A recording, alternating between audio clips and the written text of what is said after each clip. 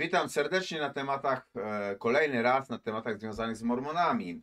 Moi drodzy, chciałem dzisiaj zająć się tematem, czy Mormoni wierzyli w reinkarnację albo w preegzystencję, bo już troszeczkę kiedyś tam na ten temat mówiłem, ale zanim do tego tematu dojdziemy, nie zapomnijcie zasubskrybować kanału, jak i również zalajkować. Dlaczego? Dlatego, moi drodzy, że jest to jedyny kanał, który ogólnie mówi najwięcej po polsku albo najwięcej informacji znajdziecie w języku polskim o Mormonach. Moi drodzy, znalazłem sobie jakąś taką książeczkę ciekawą, w której troszeczkę cytatów i powiedzeń jest na temat preegzystencji ze świata mormońskiego.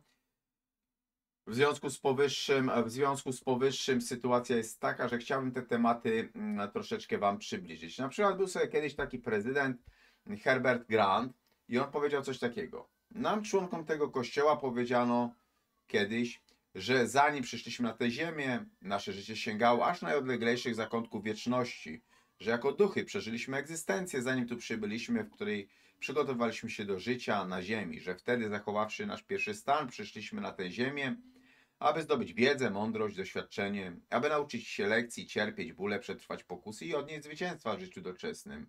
Że kiedy nasze śmiertelne ciała porzucą nasze życie, nasze duchy powrócą, aby ponownie podjąć życie duchowe, które opuściliśmy, aby przyjść do życia ziemskiego. A my idziemy dalej, budując na osiągnięciach naszego pierwszego życia duchowego, naszego pierwszego stanu i naszego nieśmiertelnego życia, czyli drugiego stanu, postępując przez nieskończoną wieczność, która nastąpi, aż osiągniemy cel wyznaczony przez Pana. Bądźcie wy doskonali, jak doskonały jest wasz Ojciec Niebieski. Wiecie co, jest to takie ciekawe podsumowanie tego tematu dotyczącego akurat rzeczy związanych z preegzystencją, że niby dostaliśmy wcześniejsze życie, tak? Inny prezydent, George Albert Smith, powiedział kiedyś: żyliśmy zanim tu przybyliśmy, a nasze narodziny na tym świecie były nagrodą za utrzymanie naszego pierwszego stanu. Czy z kolei przykładowo prezydent Joseph Fielding Smith powiedział kiedyś coś takiego, że mamy powody, by sądzić, że wszyscy, którzy mieli przywilej przyjść na ten doczesny świat, przybyli, ponieważ byli do tego uprawnieni na mocy przedziemskich kwalifikacji, tak? Czyli już wcześniej gdzieś tam coś się działo, a teraz, moi drodzy, przychodzimy na ziemię, oczywiście zdaniem Mormonów. No i przychodząc na ziemię, możemy sobie realizować te nasze, nazwijmy to, zamierzenia, które chcieliśmy zrobić, będąc jeszcze w niebie. Prezydent Harold Lee powiedział kiedyś takie coś: przywilej otrzymania śmiertelnego ciała na tej ziemi wydaje się być tak bezcenny, że ci w świecie duchów, nawet jeśli byli niewierni lub nie byli dzielni, bez wątpienia mogą przyjąć śmiertelne ciała, chociaż pod karą ograniczeń rasowych, fizycznych lub narodowościowych. No, też ciekawe. Czyli nie każdy dostanie po tyle samo, albo porówno, tak? Czy w końcu prezydent, z którym utrzymywałem kontakt, czyli Gordon Hinckley, powiedział coś takiego: nie wiem, co robiliśmy w czasie preegzystencji, aby zasłużyć na wspaniałe błogosławieństwa, którymi się cieszyliśmy. Przyszliśmy na ziemię w tym wielkim okresie, w długiej historii ludzkości. Jest to cudowny wiek, najlepszy ze wszystkich. Mormoni w ogóle twierdzą, że dlaczego my nie pamiętamy tego, co się działo w preegzystencji. Chociaż byliśmy świadkami rzekomo tej wielkiej rady, tak?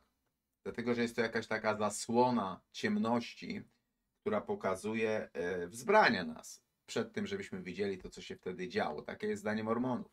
Kiedyś ich też zapytałem, czym jest dla nich śmierć kliniczna, i oni powiedzieli, że to jest takie uchylenie właśnie tej zasłony, żeby zobaczyć, o co tak naprawdę chodziło, tak? W tych kwestiach przed naszym życiem. Moi drodzy, jest jeszcze taka ciekawa rzecz. Kiedyś również czytałem publikację Roberta Halesa, To Act for Yourself, The Gift of Blessing and Agency. To jest taki artykuł w czasopiśmie Ensign, czyli w wydawnictwie, takim wydaniu konferencyjnym głównie. I tam, moi drodzy, jest sytuacja tego typu, że tam zostało powiedziane coś takiego, że wy i ja znaleźliśmy się wśród tych, którzy wykorzystali swoją wolną wolę, aby zaakceptować plan Ojca Niebieskiego, aby przyjść na ziemię, mieć życie doczesne i robić postępy. Powiem wam szczerze, że naprawdę bardzo zagadkowe jest to życie. dotyczące ogólnie życia, życia, moi drodzy, po śmierci, tak? Tak to nazwijmy. Życia po śmierci, przepraszam, nie po śmierci, tylko przed śmiercią, preegzystencji, tak? No ale rodzi się też kilka pytań dosyć ciekawych, na przykład co decyduje o tym, gdzie i kiedy się urodzimy, tak? Mormoni twierdzą, że nie znamy w ogóle tych szczegółów, tych wszystkich czynników, które wypływają z tych okoliczności, dlaczego tu się rodzimy, a nie gdzieś indziej, więc teraz pytanie jest, czy oni mają karmę, tak? No bo twierdzą przynajmniej, że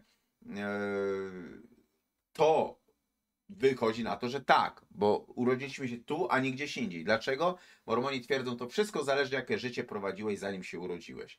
To o tym wszystkim ogólnie decyduje. To też jest bardzo ciekawa kwestia, którą warto kiedyś rozszerzyć i podać troszeczkę na jakimś takim dłuższym spotkaniu, bo jak czytamy sobie u nich w publikacji, że kiedy żyliśmy jako duchowe dzieci z naszymi niebieskimi rodzicami, nasz Ojciec Niebieski powiedział nam o swoim planie, abyśmy stali się bardziej podobni do Niego. Krzyczeliśmy z radości, gdy usłyszeliśmy Jego plan. Oczywiście tu jest taka, wiecie, nadinterpretacja, jest to na żywca troszeczkę ściągnięte z Księgi Hioba z 38 rozdziału, 7 wersetu.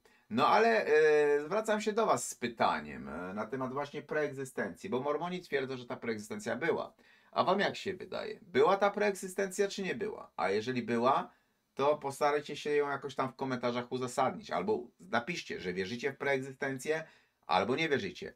Im więcej komentarzy, im więcej głów do rozkminienia problemów, tym kanał staje się ciekawszy. A widzimy wszyscy, że idziemy coraz dalej po następny 1000 subskrybentów. Pozdrawiam wszystkich serdecznie.